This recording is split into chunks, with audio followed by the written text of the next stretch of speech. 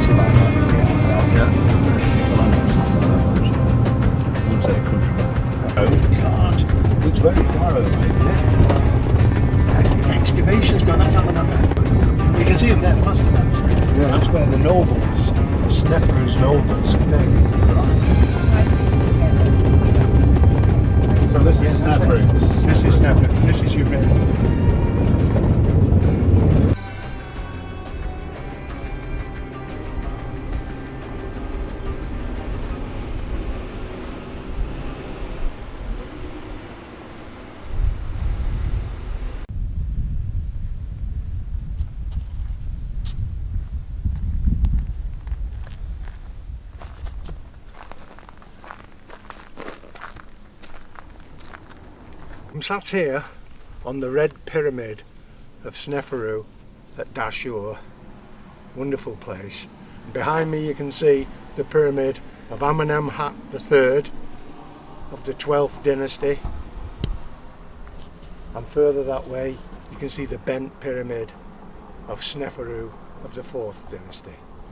A very peaceful place, and so much archaeology. We're enjoying ourselves.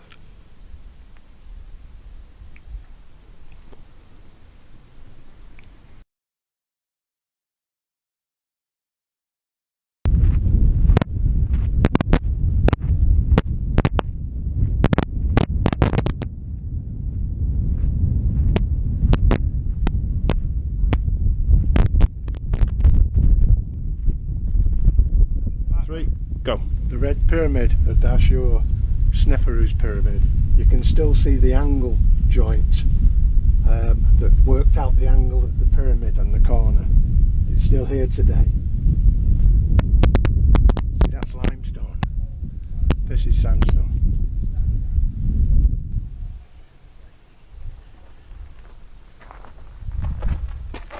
Ah, look what we found here. This is what remains of the pyramidion of Sneferu, the red pyramid. It would have been on the top of there, and at some time in history it was plunged down and smashed on the floor to be rebuilt with the bits that we've found, but it once stood proud on the top of the pyramid. 4,450 years ago. Amazing.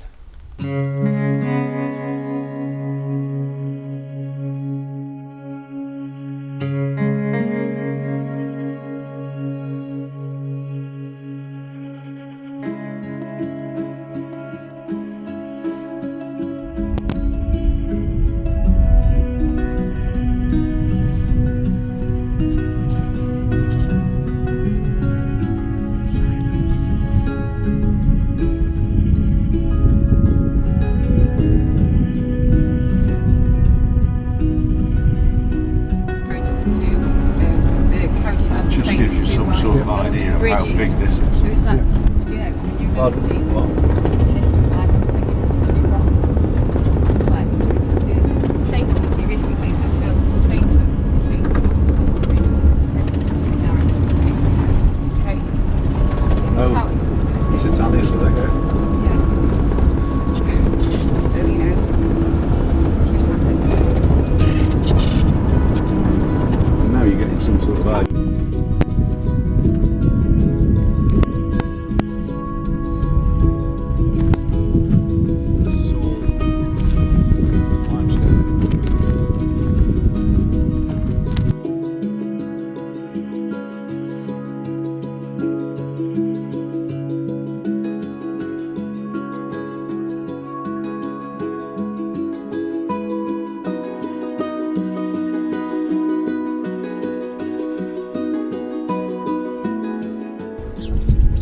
Bonne chance, mon petit pois. Au revoir.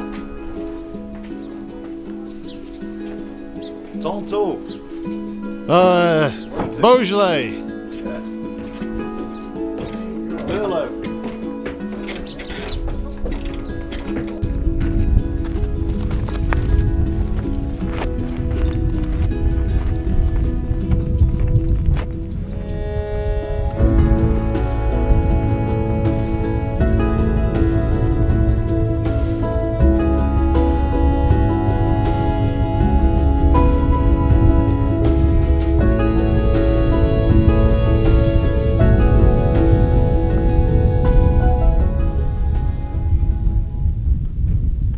Go. Hello, we're now sat at the Bent Pyramid, as it's known, or the rhomboidal pyramid of King Sneferu, 4th dynasty, about 2500 BC. This is classed as the failed pyramid, because after they built 2/3 of it, there were structural problems. So they had to build the last third of the pyramid at a safer angle, as what you see today. There's a lot of the outer casing still remaining. After this failure, if some call it, Sneferu went and built the red pyramid that we've already seen, which was a truer pyramid, only to be followed by Khufu and all the great pyramid builders. But this was classed as a failed pyramid.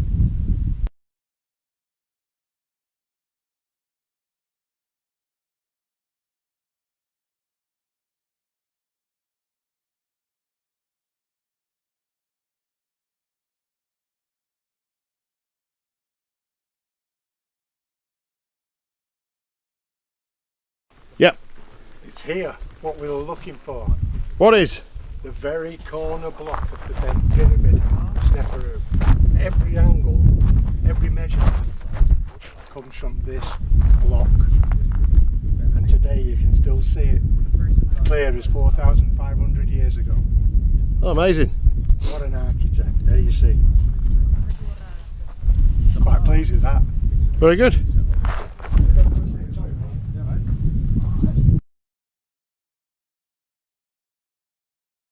That's what they're trying to do with their blocks, isn't it?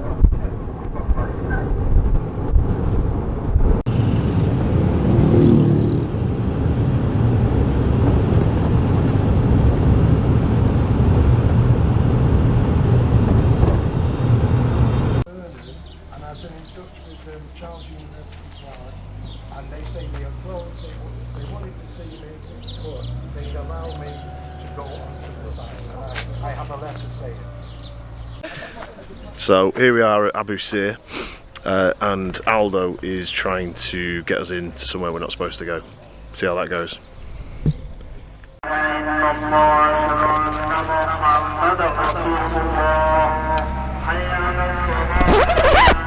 Well, I'm finally here at the pyramid of Dahshur Abusir. For the first time in 40 years, they've not let me enter, and I have permission. So let's just do it from this distance. The causeway of Dahshur down to the Valley Temple, where the Pharaoh's bark will have arrived, and then the Pharaoh would have been taken up the causeway into the pyramid. You can see two columns there that have just been recently rebuilt.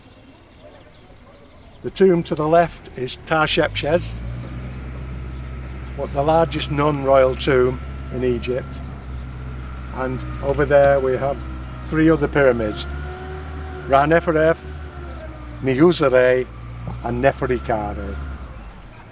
The temple. Then we start the Yeah. path of the night.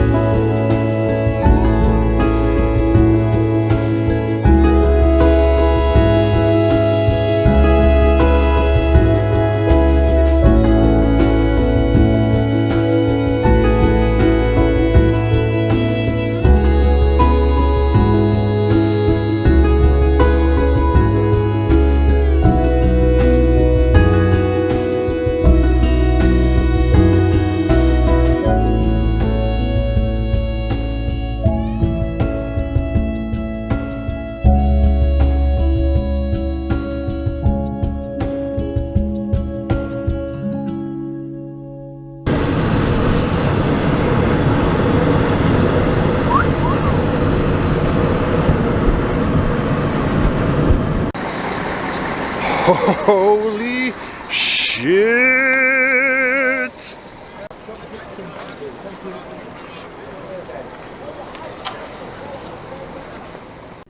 Here?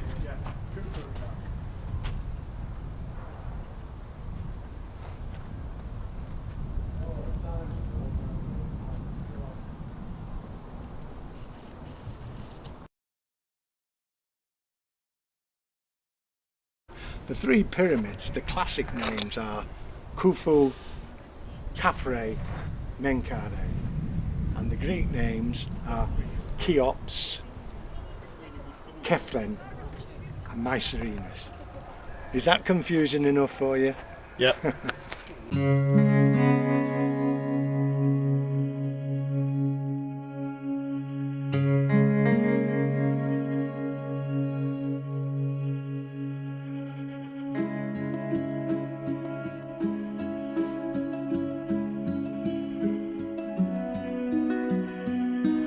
So we're here at Giza. I've got to say, my dad warned me about this. Nothing, absolutely nothing can prepare you for the size of him. It's just breathtaking. I mean, I'm stood right beneath it here now.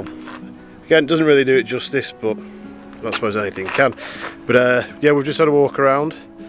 Father's in his element, and it's just I'm ready for a beer though. It's 30 degrees. Look at that. Just look at that.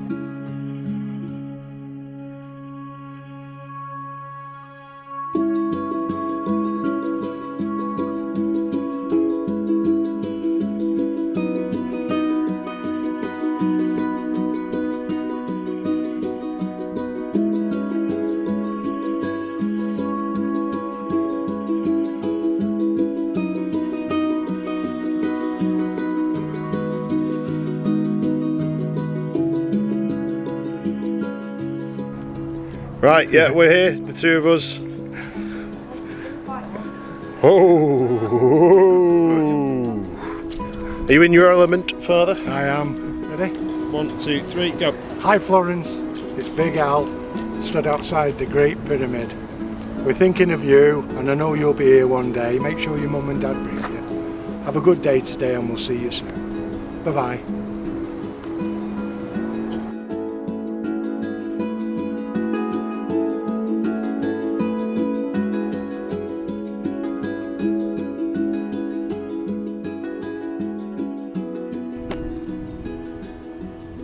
the embryo of a pyramid.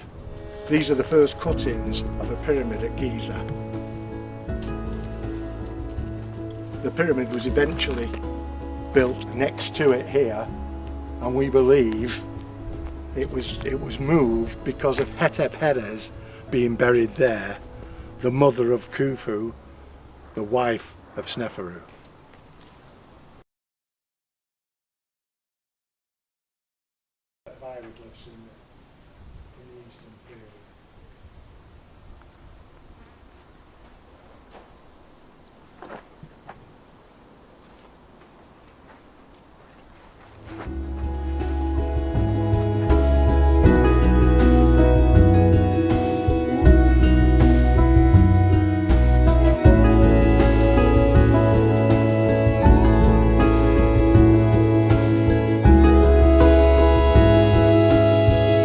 The only bit that's left in here. Must have been spectacular when it was first. Yeah, absolutely. And especially if it was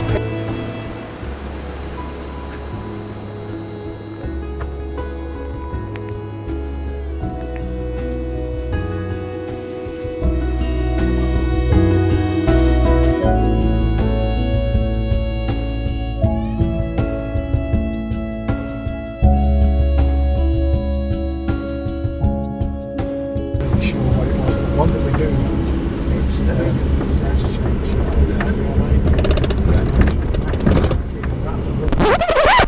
Well, look what we have. Yeah.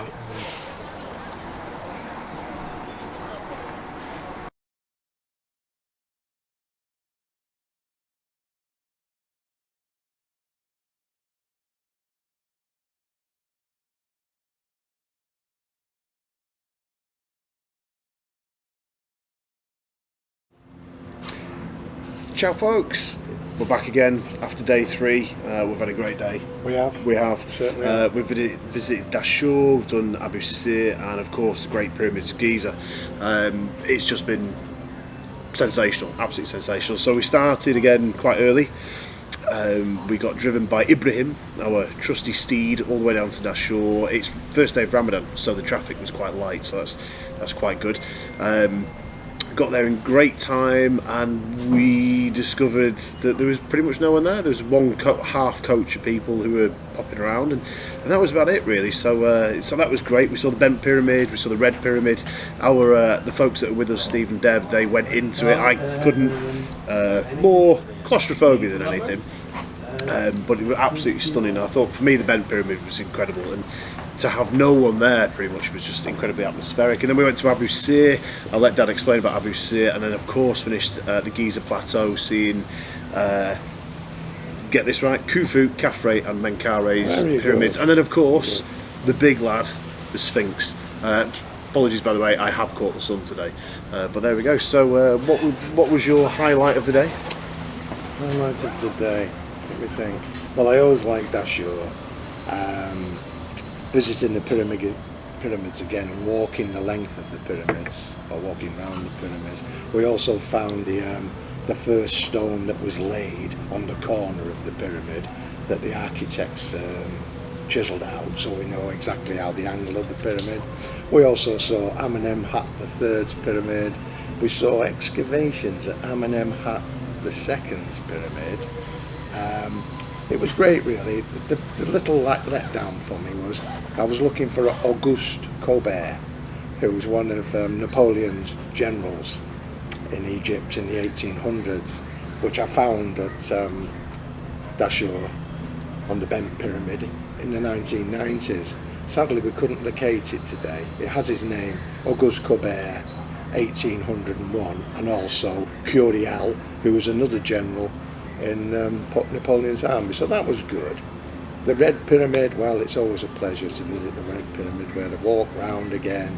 I'm sadly too old to go in pyramids these days, but as my good lady said to me many years ago, the day will come, visit them now, go in them now, and I've been in each one of them at least 10 times. So her words were very wise. So we walked the pyramid again, which was excellent, very laid back. Only cost us 60 quid. Egyptian. Yeah. Egyptian. maybe 60 odd quid Egyptian. That's a bargain. Last time I was here, it was 10 quid Egyptian. I think that's So, just less than £2 English pounds, just less than £2, which is phenomenal. Fair Absolutely enough. phenomenal. Absolutely, yeah.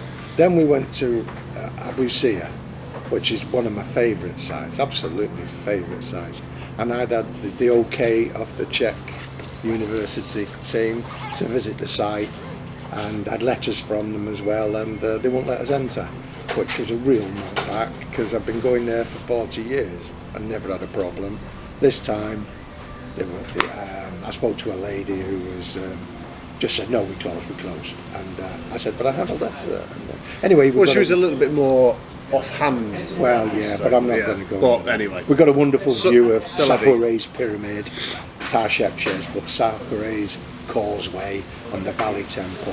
So it wasn't that bad. The lads had seen and the ladies had seen the site, and then of course we came to Giza, and I have to say I've been visiting Giza since 1979. Walked every inch of it at least a dozen times. I've been very fortunate in my life. This time it was overcrowded. It wasn't very well organised. I was very disappointed. But having said that, as Junior says here, they enjoyed it. Nicholas enjoyed it, and our guests enjoyed it as well. So it's not all about me, as you keep saying that. So we had a good walk round, and I showed them various parts of it. So all in all, a good day. And I walked 8 miles. I think it was 8, or was it 6? But anyway, I walked a lot of mileage, so that was that part of the day, and all in all, I'm having a beer now, and it didn't feel that bad, really. it was good. It was for me the highlight of the day, like I said before, was Dahshur. The bent pyramid I found absolutely fascinating because it's the only pyramid we've seen so far that actually still looks smooth. I mean, only half of it, but it had its outer casing still there, and to see what a pyramid might have looked like.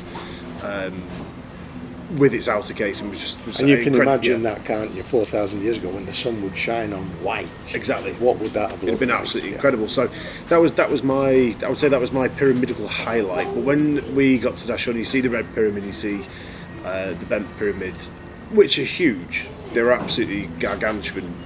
To stand in front of them, you go, oh wow! Nothing quite prepares you for the size and the scale of the Great Pyramid. I had this thing in the back of our taxi where I was, as we were driving up to it, I was like, don't look at it, because I wanted to get out of the taxi and be awestruck, and I was. And when we got the tickets, which was a faff, but when we finally got in there, you stand in front of it, it's just it's mind blowing, the size and the scale of them. And they're also beautiful. Obviously, they are the 7 wonders of the ancient world. I get that. So they're kept to, I would say, maybe at a higher standard than all the pyramids we've been to. So when you actually get there, there's no sand anywhere. You can see the foundation, not the foundations, but you can see the very bottom blocks. And it was incredible. But we had to walk around a lot of the other smaller temples which were there, which were fantastic, and also the Sphinx.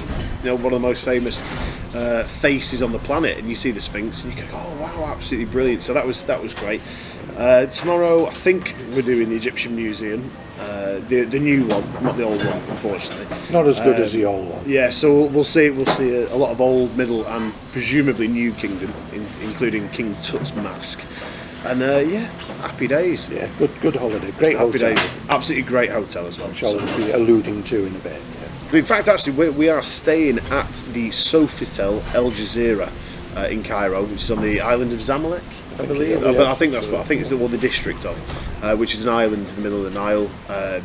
Fabulous service. The staff they can do everything for you. This place, it smells really nice.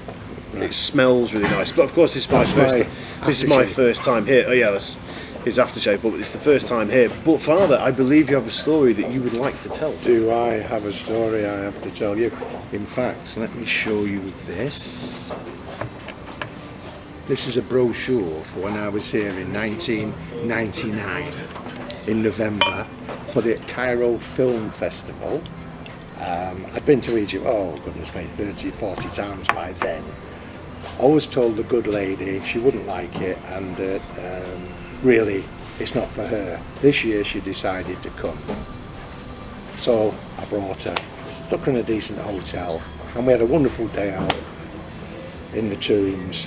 And in the night, she liked a gin and tonic, the old girl, and she got to know the manager at the time was called Keith Hardy, an Englishman. And when she was chatting to him, no one other than 007 walked in. Roger Moore, who's my all-time, oh goodness me, all-time hero. And he stood at the bar, and I said, look who's there, Christine, look. And she said, it's Roger Moore, and do not embarrass me. And I said, oh, can I have a word with him? She said, no, leave him, he's working for UNESCO. So I said, all right, well, okay. Spent half an hour, he sat behind me where his shoulder touched mine. And I went, wow. I said, Christine, can I? No, you can't. So he gets up to leave the bar, and as he's leaving the bar, I shout, good night, Roger. I didn't care. Good night, Roger. And he turned around and said, yes, good night. Have a good day. And I thought, wow. So I went to bed. Christine stayed up drinking gin and tonics with the manager. And half an hour later, she rings me up and says, get down here now. And I said, why? She said, well, one of your heroes is stood not far from me now, Alain Delon. And I went, give over. I said, I'll be down in a minute. She said, well, before you start dashing, Peter O'Toole's coming and Omar Sharif. Well, of course, I've met O'Toole before and Omar Sharif before in Egypt, so it was no big deal. Yeah. But I thought, I'll humour her. And I came down. So what an evening. The first time you bring your girl to Cairo and tell her how tough it is. Because she have a tough day in the desert. She meets 4 film stars. So she just looked at me as she did in those days and said, you don't always tell me the truth. But that wasn't the case. I was very lucky to meet these people. And as I say, Did you get bladdered? Never did with your mum. No, I didn't. But I've kept. But did you all with the Roger notes. Moore? No, I just let on to him, didn't I? He let on to me, and Alain Delon winked at me. These were in the days before selfies, folks. So, oh, of course they were. So, yeah. if a tree falls in the forest, did it ever fall, or whatever that haiku is? I don't know. I'm just saying. But there we go. But yeah, that was the end of day 3. Experience. That was his great experience, and that's the end of day 3. And ciao. No wine tonight. We're not in the mood for wine. But anyway, we'll see you later. We are. Maybe later.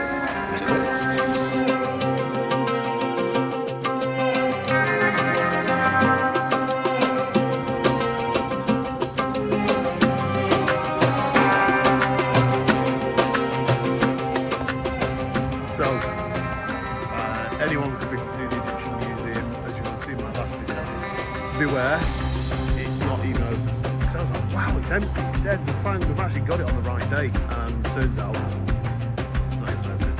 It's the Grand Hall, so you can see a few statues, which are very impressive, very, very impressive indeed. But we've been completely murked. The best way of putting it is it's about to open £1 billion superstructure like you can see behind us. Where are they going to get the money from? How long is it going to be? Partial operational.